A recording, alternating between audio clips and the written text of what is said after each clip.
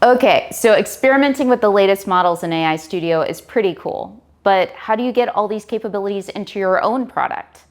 You've seen the potential, and now you want to integrate Gemini into your startup's app or into your website. You might think it's complicated, but it all starts with one simple step: getting your API key. This will be the easiest and the most powerful thing you do all day. So number one, go to AI Studio. At the top, click the button that says Get API Key. Click Create API Key, select a cloud project, and that's it. This string of characters right here, this is your key to using Gemini in all of your projects. You can have multiple API keys per project, add and delete them, and also track API key utilization, all in the Google AI Studio user interface.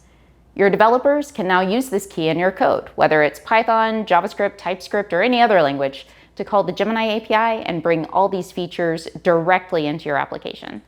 So make sure to use environment variables whenever possible and keep your API key secure and secret. All of the software engineering best practices for working with any API key.